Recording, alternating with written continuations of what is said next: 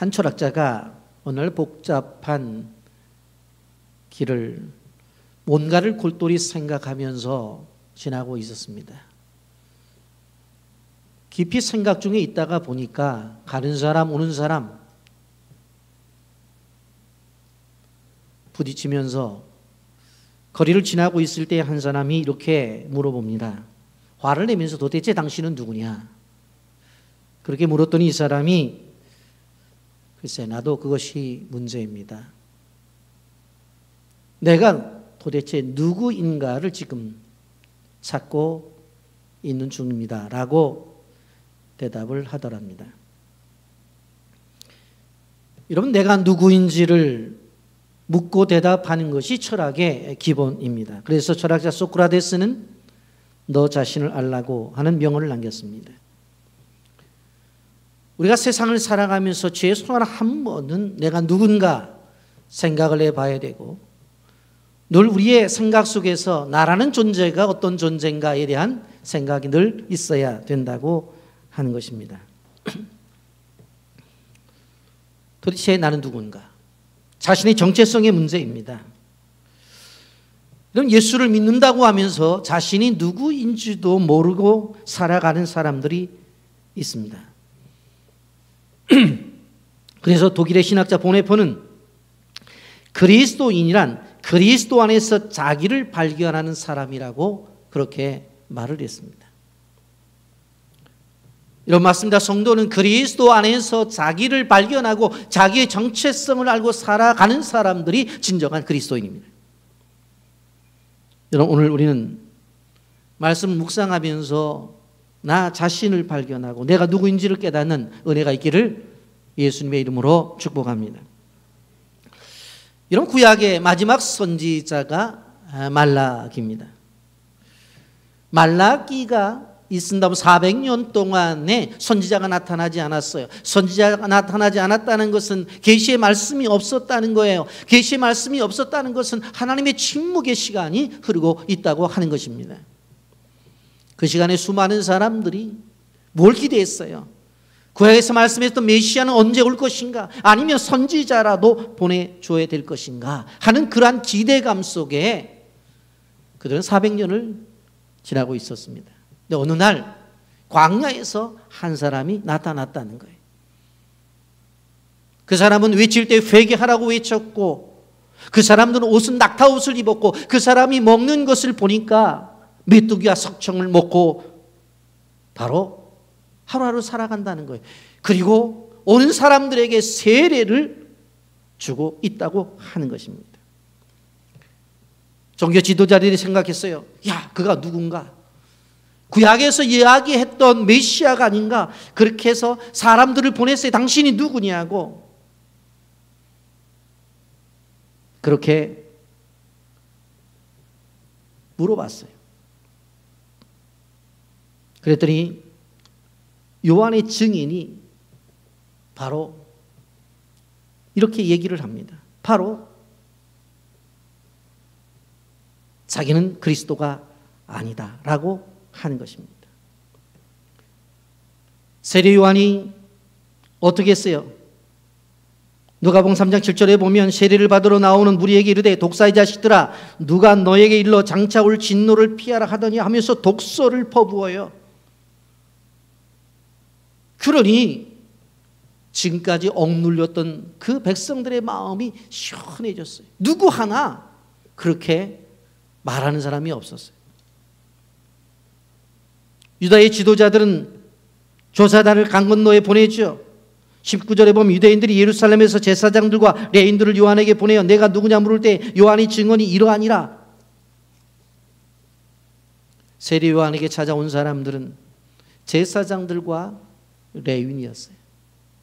왜냐하면 요한도 제사장의 아들이고 레위 지파의 제사장이기 때문에 그런 거예요. 찾아와서 내가 누구냐? 그렇게 물어요. 이때 요한이 세 가지로 대답을 합니다. 오늘 그 세 가지가 오늘 설교의 중심이고 그것을 통해서 우리 자신들도 돌아보면서 은혜를 받고자 원한 것입니다. 내가 누구냐? 물었어요. 그랬더니 첫째로 나는 그리스도가 아닙니다 라고 대답을 합니다. 20절 말씀에 보면 요한이 드러내어 말하고 숨기지 아니하니 드러내어 하는 말이 나는 그리스도가 아니라 한데라고 말을 해요. 세례 요한은 자신의 정체성을 분명히 알고 있었어요. 자신이 어떠한 존재인지를 분명히 알고 있었다는 것입니다. 그래서 뭐라고 말해요? 나는 그리스도가 아니라고 대답을 해봐요. 여러분들 그런데 한번 생각을 해보십시오. 제사장의 아들이 그리고 레위지파입니다. 집을 떠나서 광야에 나가서 낙타 덧옷을 입고 메뚜기와 석청을 먹으면서 오는 사람들을 향해서 독사의 자식이라고 외치면서 그리고 오는 사람들에게 또 세례까지 베풀어요. 여러분, 이러한 상황을 보게 되어질 때 주변의 사람들이 바라보게 되어지면 이 세례 요한을 향해서 메시아라고 하는 생각을 가질 수 있는 충분 조건이 있었다고 하는 거예요. 그런데 그렇게 충분 조건을 가지고 있는 그가 나는 그리스도가 아니라고 말을 해요. 여러분, 이 세례 요한의 대답이 왜 중요한가? 여러분 생각을 해보면 시대적인 상황 속에서 충분히 그리스도로 그는 인정을 받을 만한 배경이 있었다고 그랬죠. 여러분, 그가 말하는 메시지 앞에 사람들이 무릎을 꿇고 있어요. 그의 행동 앞에서 이분이 메시아구나, 이분이 그리스도라고 생각을 하면서 다가오고 있어요. 그런데 세례 요한은 바로 그러한 환경 앞에서 자신을 위장하지 않아요. 그리고 정직하게 자신이 그리스도가 아니라고 밝혀요. 여러분, 사람들이 가지고 있는 마음속에 보면 누구에게 인정을 받으려고 하는 마음이 있어요. 그래서 실제보다는 사람들이 과장을 해요. 없는데 있는 것처럼 해요. 자신을 포장해서 아름답게 보이려고 생각해요. 영성이 대단한 사람인 양 얘기를 해요. 영적 지혜가 특출한 사람처럼 자꾸 말을 해요. 그리고 자신은 하나님의 음성을 듣는 사람이라고까지 말을 하면서 다른 사람의 주목을 받으려고 해요. 여러분, 그래서 사람들은 신분 상승을 위해서 많은 거짓을 이야기하고 있는 것을 볼 수가 있습니다. 그런데 그럴 때에 기회가 올 때가 있어요. 두각을 나타낼 때가 있단 말입니다. 사람들이 주목할 때가 있어요. 그때가 위험할 때예요. 여러분, 세례 요한에게 있어서는 지금이 가장 위험한 때예요. 그런데 세례 요한은 착각하지 않았어요. 세례 요한은 자기에게 다가오는 모든 유혹을 극복했어요. 왜냐하면 자신이 누구인지를 분명하게 알고 있었기 때문에 그렇습니다. 우리 영상 보고 말씀 계속하겠습니다. 1789년 워싱턴이 미국의 초대 대통령이 된 후 있었던 일입니다. 그는 어머니의 맛있는 음식 솜씨를 강요들에게 보여주기 위해 토요일 오후에 고향집으로 내려갔습니다. 집에 도착한 대통령과 강요들을 맞이한 어머니는 음식을 만들다 나오느라 앞치마를 두르고 있었습니다. 강요들은 인사를 드릴 때 너무 송구스러웠습니다. 대통령이 어머니에게 힘드신 일을 하게 만들었다고 생각했기 때문이었습니다. 그래서 강요들은 대통령에게 건의하였습니다. 각하, 대통령의 어머니는 이 나라의 어머니입니다. 편안히 지내시고 존경받으셔야 할 분이 주방에서 허드렛 일을 하시는 모습을 뵈니 저희가 송구스럽습니다. 다른 이들에게 일하게 하고 어머니는 쉬시도록 하는 것이 좋겠습니다. 대통령도 그 말에 일리가 있다고 생각하고 어머니와 마주 앉은 자리에서 말했습니다. 어머니는 이제 옛날과 다릅니다. 이 나라 대통령의 어머니이십니다. 이제 품위를 지키시고 주방일 같은 것은 직접 안 하시는 것이 좋겠습니다. 그때 어머니는 이렇게 대답했습니다. 아들아, 나는 대통령의 명령을 거역할지언정 하나님의 명령을 거역할 순 없단다. 나는 대통령의 어머니이기 이전에 하나님의 자녀란다. 하나님께서 일하라 하셨기에 일할 수 있는 능력이 있는 한 나는 일할 것이란다. 또한 나는 하늘나라에 가서 주님 앞에 서야 할 그리스도의 종이니 그리스도의 일꾼으로서 섬기는 일을 포기할 순 없단다. 섬기는 일은 나의 기쁨이며 행복이란다. 대통령은 어머니의 말씀에 큰 감동을 받고 말했습니다. 어머니는 진실로 위대하십니다. 존경하고 사랑합니다. 잠언 29장 23절 사람이 교만하면 낮아지게 되겠고 마음이 겸손하면 영예를 얻으리라. 우리는 왕년의 직책과 화려한 수상 경력과 스펙을 자랑하고 인정받고 싶어합니다. 나이가 들수록 높은 자리에 오를수록 직책과 직급이 올라갈수록 더 섬김을 받고 싶어하고 대접을 받고 싶어합니다. 그러나 참된 지도력은 바른 하나님과의 관계에서부터 시작되며 참된 권위는 섬김에서 나옵니다. 미국 구세군 최초의 감독관이었던 브랭글은 영적인 권위와 리더십의 길을 이렇게 설명했습니다. 리더십이란 승진에 의해 획득되는 것이 아니라 많은 기도와 눈물로 얻어지는 것이다. 예수님은 만왕의 왕인 하나님의 아들이지만 마국간에서 태어나셨고 선한 것이 나올 수 없다는 나사렛에서 성장하셨고 우리의 죄를 대신하여 골고다에서 십자가에 달려 돌아가셨습니다. 예수님이 가장 낮고 천한 자리에서 죄인들인 우리를 위해 섬기셨듯이 우리도 신분이나 자리를 초월하여 하나님이 하시고 싶은 일을 하는 것이 우리의 소명이며 사명입니다. 우리에게는 누구나 크고자 하며 으뜸이 되고자 하는 본능이 있습니다. 예수님은 그 본능 자체를 부정한 것이 아니라 큰 사람이 되는 방법, 으뜸이 되는 방법을 뒤집으셨습니다. 세상 사람들은 지위가 생기면 위에 서서 그 권세를 이용하고 자랑하고 부리려고 하지만 성경은 마가복음 10장 43절 44절에서 이렇게 말씀했습니다. 너희 중에 누구든지 크고자 하는 자는 너희를 섬기는 자가 되고 너희 중에 누구든지 으뜸이 되고자 하는 자는 모든 사람의 종이 되어야 하리라. 여러분, 워싱턴의 어머니는 대통령이 아니에요. 그냥 어머니일 뿐이고 한 음식을 잘하는 가정주부일 뿐이에요.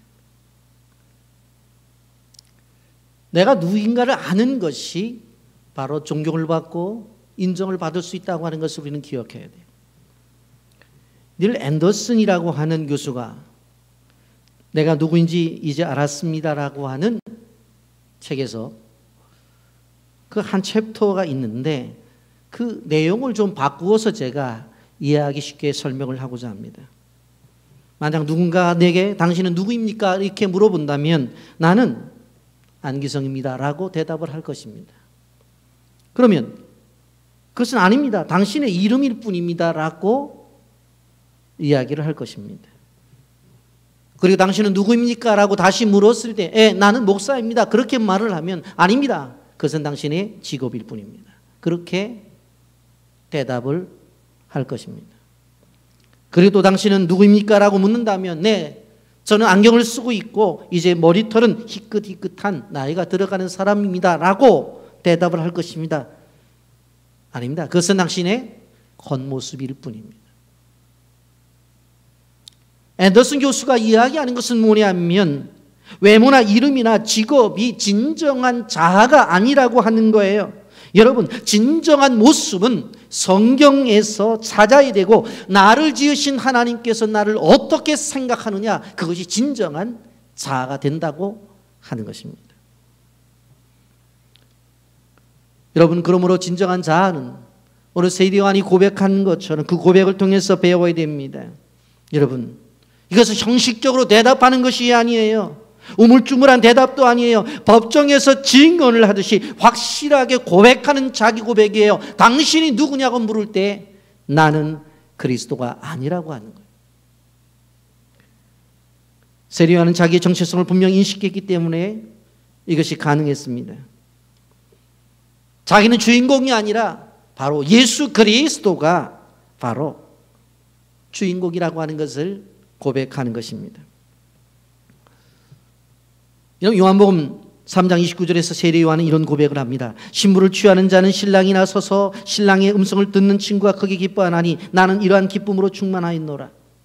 세례 요한이 뭐라고 말하는 거예요? 나는 신랑의 친구는 될 수 있을지 모르지만 신랑은 될 수가 없다라고 하는 것을 말하고 있습니다.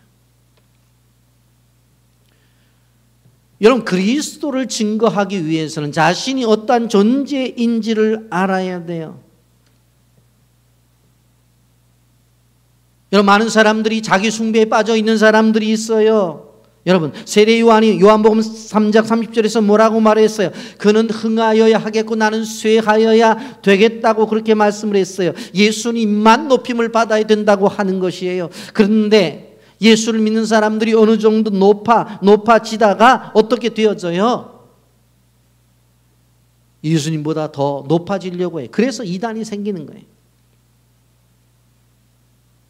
여러분, 교회에서 인정을 받고 칭찬을 받고 싶어하는 것, 자기를 드러내고 싶어하는 것, 그것은 신앙의 변질이 온다고 하는 것을 우리는 알아야 돼요. 우리는 그리스도가 아니에요. 아무리 칭찬을 받고 아무리 내가 인정을 받는다 할지라도 그리스도는 될 수가 없다고 하는 거예요. 여러분, 사도행전 14장 11절에서 15절에 보면 바나바와 바울이 루스드라에 도착을 합니다. 그곳에 가서 걸어다니지 못하는 지체 장애우를 치료를 해 줍니다. 그때 사람들이 뭐라고 얘기해요? 제우스와 헤르메스가 강림했다고 이야기를 하면서 쫓아와가지고 바로 이 바나바와 바울 앞에 제사를 드리겠다는 거예요. 사도행전 14장 11절부터 15절을 보십시오. 우리가 바울이 한 일을 보고 루가오니아 방언으로 소리질러 이르되 신들이 사람의 형상으로 우리 가운데 내려오시하여 바나바는 제우스라고 바울은 그 중에 말하는 자이므로 헤르메스라 하더라. 시외 제우스 신당의 제사장이 소와 화환을 가지고 대문 앞에 와서 무리와 함께 제사하고자 하니 두 사도 바나바와 바울이 듣고 옷을 찢고 무리 가운데 뛰어들어가 소리질러 이르되 여러분이 어찌하여 이런 일을 하려느냐? 우리도 여러분과 같은 성정을 가진 사람이라. 여러분에게 복음을 전하는 것은 이런 헛된 일을 버리고 천지와 바다와 그 가운데 만물을 지으시고 살아계신 하나님께로 돌아오게 함이라. 무슨 이야기예요? 바나바와 바울이 바로 루스드라에 가서 지체 부자유 장애우를 고쳐줬어요. 그랬더니 사람들이 뭐라고 말해요? 제우스와 헤르메스라고. 이 사람들이 육신을 입고 이 땅에 왔다는 거예요. 그리고는 그 신당의 제사장들이 소와 화환을 가지고 와서 제사를 드리겠다는 거예요. 그때 바나바와 바울이 어떻게 옷을 찢으면서 이렇게 이야기를 하잖아요. 우리는 여러분과 똑같은 인간이다. 성정이 같은 사람이다. 우리가 이곳에 와서 이런 행위를 하는 것은 이렇게 잘못된 신앙을 고쳐주기 위해서 바로 이곳에 와서 행하는 것이다. 여러분이 알아야 될 것은 하나님이 우리에게 어떤 경우에 능력 주실 때 있어요. 힘을 주실 때가 있어요. 그것은 그들을 그리스도에게로 인도하고 그들이 하나님 앞에 예배자로 인도하는 통로가 되어지는 것이지 그것을 통해서 자기가 예수 그리스도가 되어서는 안 된다는 거예요. 여러분, 우리에게 어떤 능력이 주어지고 어떠한 권능이 주어지고 더 나아가서 하나님이 가지고 계신 영적인 능력이 주어질 때도 정신을 차려야 될 것은 내가 누구냐고 하는 그 대답에 나는 그리스도가 아니라고 하는 그러한 고백이 있어야 된다고 하는 것입니다. 두 번째로 내가 누구냐? 그렇게 물어봤어요. 그랬더니 광야에 외치는 소리다. 그렇게 말을 합니다. 23절에 보면 이르되 나는 선지자 이사야의 말과 같이 주의 길을 곧게 하라고 광야에서 외치는 자의 소리로라 하니라 그랬어요. 여러분, 너는 누구냐? 그랬더니 바로 자기는 소리꾼이래요. 우리가 혹 텔레비전에서 사극을 보게 되어지면 사또가 지나가게 되어질 때에 그 앞에서 이제 소리를 내는 사람들이 있죠. 사또가 지나간다고. 이 길잡이 소리꾼이에요. 소리꾼의 역할은 그 이상도 아니고 그 이하도 아니에요. 그냥 소리꾼일 뿐이에요. 또 본문에 등장하는 세례 요한이 자기는 그냥 소리꾼이라는 얘기예요. 만약에 백성 중에 어떤 사람이 와서 소리꾼에게 아우 당신의 목소리가 너무 멋있다고, 그리고 당신의 얼굴이 너무 잘생겼는데 당신이 혹시 사또가 아니냐고 그렇게 물어봤을 때 맞다고 내가 사또라고 말한다면 그 이후의 결과는 어떻게 되겠어요? 뒷쫓아오는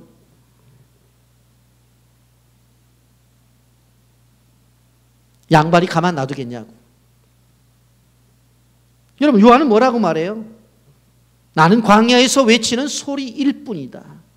이런 소리는 인격이 없어요. 그냥 음향일 뿐이에요. 지금 제가 이렇게 소리를 내서 설교를 합니다마는 방송하는 형제가 볼륨을 높여주면 소리가 커지는 거고, 볼륨을 낮춰주면 소리는 낮춰질 뿐이에요. 그냥 소리는 소리일 뿐이에요. 어떻게 보면 한 기계에 따라서 움직이는 그러한 존재일 뿐이에요.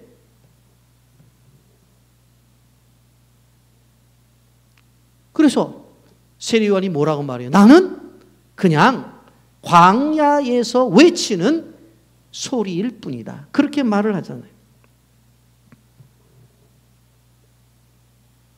여러분, 그런데 이 본문을 보면서 놀라운 것은 이러한 이 소리꾼의 사역 자체가 내가 좋아서 지금 내가 하는 것이 아니라 이미 700년 전에 하나님께서 예언하셨던 것을 이루고 있는 예언의 순종자라고 그는 고백을 하는 거예요.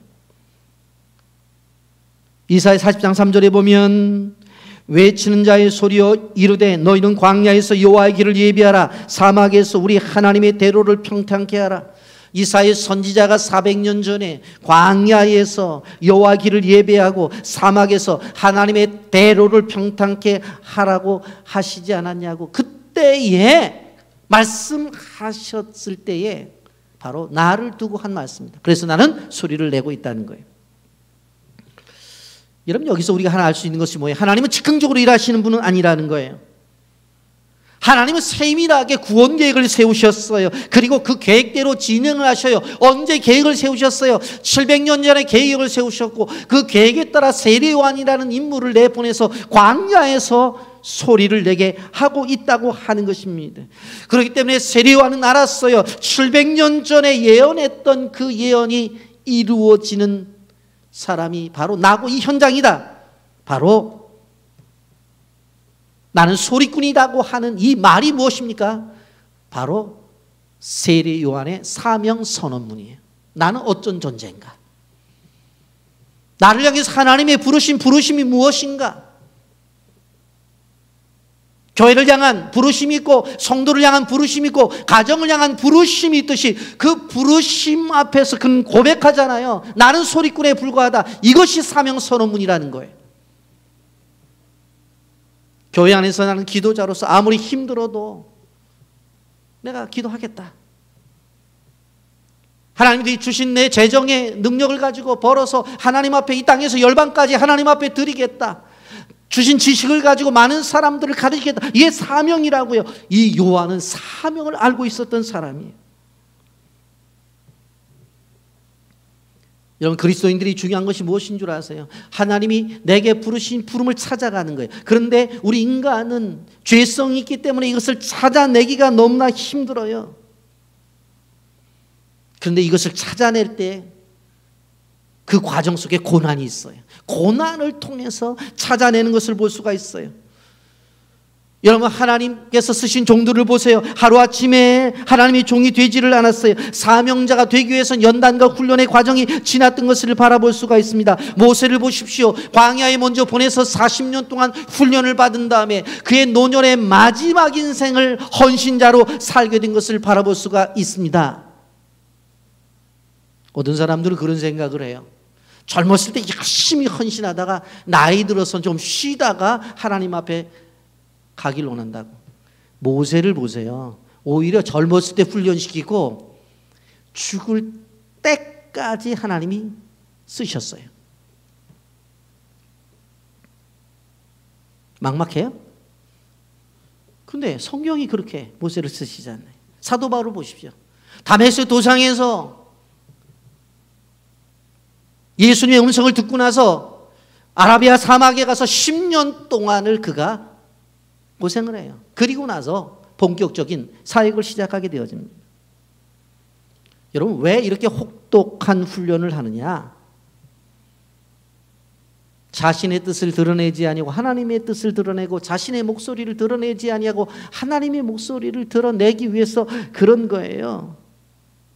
하나님의 입이 되라고 그랬잖아요, 세례 요한을 향해서. 그러니까 하나님의 입이 되기 위해선 고난의 과정을 겪어야 된다고 하는 거예요. 저는 우리 교회 땅을 사고 벌써 10년이 훨씬 지났잖아요. 왜 이렇게 하실까? 늘 제가 질문하는 질문이 뭐냐면, 왜 이렇게 하실까? 설교를 준비하면서 한 가지 분명한 것은, 일을 이룬 다음에 하나님이 하셨다고 하는 그 고백을 하나님은 원하시는 거예요. 그것 때문에 너희들이 해볼 때까지 다 해봐. 안 되지. 그럼 내가 해야 되잖아. 그리고 하시고 나서 누가 했지? 예, 하나님이 하셨습니다. 그래. 그게 정확한 답이에요. 그걸 원하십니다. 이런 고난은 우리가 하나님을 바라보게 하는 축복입니다. 광야는 고통의 장소이면서 동시에 하나님의 음성을 듣는 장소입니다. 그래서 그 광야 속에서 하나님을 만나야 된다고 하는 것을 우리는 기억해야 됩니다. 여러분 교회도 광야가 있고, 여러분의 가정도 광야가 있고, 우리 성도 한 사람 한 사람에게 다 광야가 있다고 하는 것을 우리는 기억해야 돼요. 그런데 그 광야는 사명자로 이끄는 현장이라는 것을 우리는 알아야 돼요. 시편 119편 71절에 보면, 고난당하는 것이 내게 유익이라 이로 말미암아 내가 주의 윤리를 배우게 되었다라고 말씀해요. 여러분, 절대적으로 광야를 거치지 않고는 주의 일을 할 수가 없어요. 광야를 거치지 않고 주의 일을 한다고 하는 사람은 어느 한순간에 자기가 드러나요. 여러분, 성경 속의 대표적인 인물이 누구예요? 바리새인들과 서기관들과 제사장들과 백성의 장로들이었어요. 요즘 말로 말하자면 그들은 바로 금수저였어요. 그런데 그들은 오히려 예수님이 가시는 길에 걸림돌이 되어져 버리잖아요. 세례요한의 훌륭한 점은 뭐예요? 그도 태어날 때 금수저였다고. 그런데 그 모든 것을 버리고 광야로 나가요. 그리고는 자신이 소리꾼이라고 하는 바로 그 사명을 이야기하고 있다고 하는 것입니다.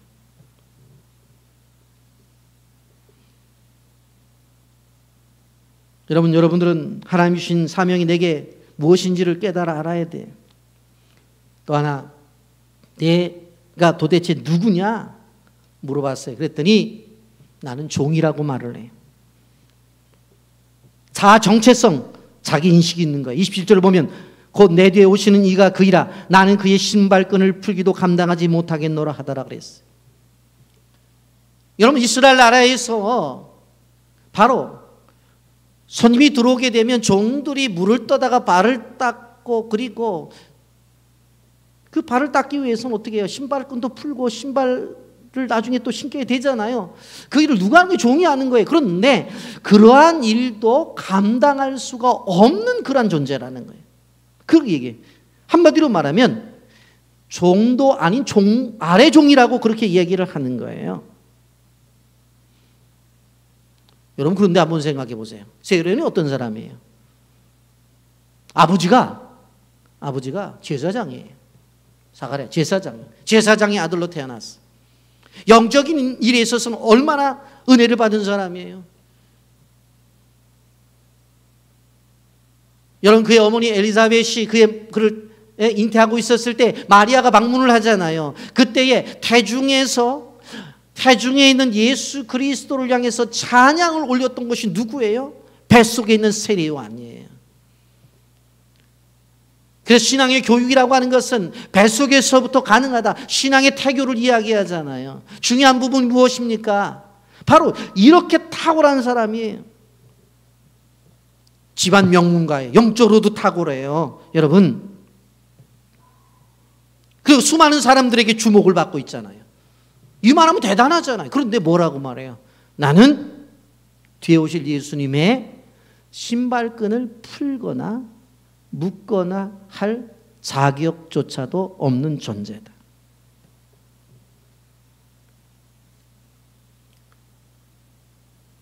여러분, 세리요는 분명했어요. 자아 정체성이 분명했어요. 나는 종이라고 하는 거예요. 여러분, 종의 개념이 성경에서 우리에게 중요한 신학적인 개념으로 우리에게 다가와요. 유다서를 기록한 유다는 예수님의 동생일지 몰라도 자신이 예수님의 종이라고 그랬어요. 저렇게 나가서 말씀을 외치고 수많은 기적을 일으키고 있는 저분이 누군 줄 아느냐? 아, 우리 형이야. 같은 어머니 뱃속에서 태어났고 우리 형이 중학교 올라갈 때 난 초등학생이었거든. 우리 형이 고등학교 올라갈 때 내가 중학생이었는데 우리 형이 어땠는 줄 알아? 뭐 충분히 이야기할 수 있는 거잖아요. 그런데 그런 이야기를 하질 않아요. 유다서 1장 1절에 뭐라고 말해요? 예수 그리스도의 종이요. 예수 그리스도의 종이요. 야고보 형제인 유다는 부르심을 받은 자 곧 하나님 아버지 안에서 사랑을 얻고 예수 그리스도를 위하여 지키심을 받는 자들이 편지하노니 그렇게 말을 했어요. 자신을 예수 그리스도의 종이래. 사도 바울도 빌립보서 1장 1절에 예수 그리스도의 종이라고 말했고 사도 베드로도 베드로서 1장 1절에 예수 그리스도의 종이라고 말했어요. 훌륭한 사람들은 철저하게 하나님의 종이라고 고백하고 나가 있는 것을 볼 수가 있습니다. 종은 자기 마음대로 살지를 않아요. 제가 어렸을 때 우리 집이 그렇게 넉넉하지는 않았음에도 불구하고 우리 집에 머슴이 있었어요. 제가 외갓집에서 컸는데 근데 이 머슴 아저씨가 아침에 일어나면 와서 하는 일이 뭐냐면 마당이 있는데 마당 앞에서 영감님, 그럼 왜 오늘 뭐 할까요? 물어보면 길 건너가서 오늘 논 매라. 그러면 이유를 달잖아요. 그날 논만 매면 돼요. 오늘 뭐 할까요? 밥 매라. 그럼 밥만 매면 되는 거예요. 오늘 하늘 보니까 비가 올 것 같은데 물꼬를 터라. 그러면 꽃갱이 들고 가서 물꼬만 트면 되는 거예요. 다른 거 할 필요가 없어요. 종은 주인의 말에 그냥 순종하면 되는 거예요. 여러분, 이 종의 의식이라고 하는 것은 개혁주의 신앙에서 중요한 신앙입니다. 목사만 주의 종이 아니라 모든 성도가 다 주의 종이에요. 여러분, 우리는 그렇게 낮아진 종의 자세로 매일매일을 살아가고 하나님 앞에 영광을 돌려야 돼요. 그러면 종으로 한평생 살아가야 되느냐? 아니에요. 요한복음 15장 15절에 이렇게 말했어요. 이제부터는 너희를 종이라 하지 아니하리니 종은 주인이 하는 것을 알지 못함이라. 너희를 친구라 하였노니 내가 내 아버지께로 들은 것을 다 너희에게 알게 하였습니다.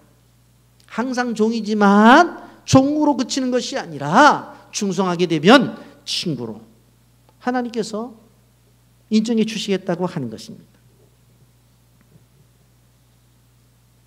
오늘 우리는 맥주감사주의를 지나고 있습니다. 코로나19를 지나면서 많은 사람들이 힘들다고 말하잖아요. 개인적으로, 가정적으로, 사업을 하는 사람은 더 힘들고 국가적으로 더 힘들잖아요. 세계 구석구석 힘들잖아요. 이 힘든 속에서 우리가 이때 어떻게 해야 되느냐? 그리스도인들은 감사거리를 찾아가지고 감사를 해야 돼요. 그리고 그것이 우리의 신앙화로 만들어야 된다고 하는 것입니다. 오늘 아침에 제가 교회 나오면서 하나님 앞에 감사했어요. 하나님은 하나님이십니다. 그랬어요. 왜 그러냐면 이제 여름철이 다가왔잖아요. 근데 코로나19를 인해서 가능하면 에어컨이나 선풍기를 자제해달라고 정부에서 이야기를 하니까 우리도 쉬는 시간에는 선풍기나 에어컨을 작동을 하지만 이 예배 시간에는 작동을 안 하겠다고 제가 3주 전에 광고를 했더니 저한테 들려오는 얘기가 예배 시간에 너무 더워서 예배를 못 드려서 교회를 못 가겠대요. 예? 에어컨도 안 틀어주고 또 마스크는 다 끼라고 그러고. 예? 이렇게 봐서 마스크 내리면 부목사님이 와서 또 마스크 올리라고 그러고 없으면 갖다 또 주고 힘들다는 거예요. 교회 못 나가겠다요. 아니 목사가 교회 못 나가겠다는 것보다도 힘든 게 어디 있어요. 그래서 제가 그랬어요. 하나님 다른 날은 몰라도 주일날만큼은, 그것도 예배 시간만큼은 하늘에 우산을 씌워 주셔가지고 좀 시원하게 에어컨 없이도 예배를 좀 드리게 해달라고. 또 비가 오면 안 돼요. 또 비 오면 또 안 나와요. 그래서 비도 안 오고. 그랬더니 오늘 아침에 딱 나오는데 보니까 비는 안 왔고 우산을 꽉 씌워 주셨더라고. 감사거리 찾았잖아요. 감사거리. 그런데 맥추절은 왜 중요하냐면, 특별히 한국의 7월 첫 주에 지내고 있잖아요. 지금까지에 대한 결과로서 감사를 하면서 이것을 어떻게 해요? 앞으로 6개월을 의탁하는 거예요. 이 중심에 있는 거예요. 맥추절을 잘 지켜야 돼요. 그런데 이 맥추절이 신약에 와서 뭐라고요? 오순절이에요. 오순절은 무엇을 얘기해요? 성령 강림을 이야기하잖아요. 결국은 감사의 맥추절기는 신앙의 승화로 승격이 되어지고 은혜가 충만해야 돼요. 아멘. 그래서 맥주절 때 잔치하잖아요. 성경에서 추수한 거 갖다 놓고 잔치하잖아요. 예. 결국 매주 감사절이라고 하는 것이, 감사라고 하는 것은 그 사람의 신앙에 있어서 뭐예요? 오순절 나타나는 놀라운 성령의 임재를 통해서 초대교회가 충만해졌던 것처럼 그렇게 신앙의 열매를 맺어야 된다. 그래서 감사하셔야 돼요. 아멘. 끊임없이 감사해야 돼요. 아침에 일어나도 감사, 점심에도 감사, 저녁에도 감사. 감사하는 신앙이 그 사람의 신앙을 세워져 나갑니다. 예리 돼도 감사, 안 돼도 감사. 근데 안 되는 건 내가 안 되는 거지, 하나님 편에서 보실 때는 안 되는 거 아니에요. 좀 기다리라는 거지. 여러분, 전 세계 코로나로 인해서 어려움을 당하게 되어질 때, 그래도 우리나라는 어느 정도 헤쳐나갔잖아요. 경제적으로도 어렵잖아요. 그런데도 아직까지는 헤쳐나오잖아요. 뭐에 더 감사해야 돼요. 개인적으로도, 가정 안에서도, 끊임없이 교회 안에서도 감사가 있고, 이 나라 이 민족을 향해서도 감사가 있기를 예수님의 이름으로 축복합니다. 말씀을 정리합니다. 당신은 누구입니까? 세례 요한은 뭐라고 얘기를 했어요? 나는 아무리 내 모습이 다른 사람들이 볼 때 그리스도 같이 보여도 나는 그리스도가 아닙니다. 당신이 누구입니까? 나는 그냥 소리를 내는 소리꾼일 뿐입니다. 당신은 누구입니까? 나는 예수님의 신발끈도 묶거나 풀 수도 없는 그러한 연약한 종일 뿐입니다. 자아를 찾아가는 것들이 얼마나 중요한 것인지, 한적한 시골 마을에 논에 전봇대가 서 있었어요. 그런데 전봇대가 하는 일이 없는 것 같았어요. 그 밭주인이, 논주인이 지나가면서 싫은 소리를 해요. 너 때문에 일하기 힘들다. 네가 있는 곳은 그림자가 있어서 자라나지 못한다고 싫은 존재다고 그렇게 얘기를 해요. 많이 상심해 있었어요. 근데 어떤 나그네가 지나가면서 한숨 쉬는 그 소리를 듣고 이렇게 얘기를 합니다. 전봇대야, 너 때문에 수십 킬로 산속에 있는 사람들이 전선이 닿아가지고 불을 켜고 있지 않느냐. 너는 이 자리에 꼭 필요한 존재다. 그때부터 전봇대가 가슴을 피고 살았다는 그러한 이야기입니다. 여러분, 전봇대도 정체성을 통해서 바른 생각을 갖는데, 우리가 그리스도인인데 얼마나 중요해요. 우리는 사랑과의 관계 속에서 가치라는 부분을 중요하게 생각해야 돼요. 가치, value라고 하는 이 가치 얼마나 중요한지 몰라요. 하나님 앞에서 바른 가치관을 가지고 바르게 생활하게 되어질 때 그 사람은 영광을 받을 존재가 되어지는 거예요. 그래서 우리가 주님을 위해 살아가는 것 자체가 가치롭다라고 표현을 해야 돼요. 왜? 그분은 나를 위해 생명을 주신 분이에요. 십자가에서 죽으시면서까지 나에게 생명을 주신 분이에요. 그래서 신명기에서 말씀하고 있는 최고의 계명은 힘을 다하고 뜻을 다하고 목숨을 다해서 주 너희 하나님을 사랑하라고 말씀하고 있습니다. 여러분, 우리 인생은 누구의 주권 속에 있어요? 하나님의 주권 속에 있어요. 그리고 우리는 누구를 위해 살아가요? 주님을 위해 살아가야 돼요. 왜? 그 주님이 나를 위해 십자가에 죽으셨기 때문에. 그분이 나를 위해서 십자가에 죽으셨기 때문에 나도 그분을 위해서 죽어야 된다는 거예요. 다시 한번 말씀드려요. 그분이 나를 위해서 죽으셨기 때문에 나도 그분을 위해서 죽어야 된다는 거예요. 그게 성경의 원리예요. 날마다 주님과 함께 걸으면서 그 주님을 깊이 묵상하면서 그 주님을 위해서 살고자 한다고 한다면 오늘 세례 요한의 자기 고백을 기억해야 돼요. 나는 아무리 그렇게 보이지 몰라도 그리스도가 아닙니다. 나는 그냥 소리를 내는 소리꾼일 뿐입니다. 나는 그분의 실마끈을 묶거나 풀 수도 없는 종의 종일 뿐입니다. 우리 모두의 고백이 되어서 이 시대 속에서 하나님의 축복을 받는 믿음의 종들이 되기를 예수님의 이름으로 축복합니다. 아멘.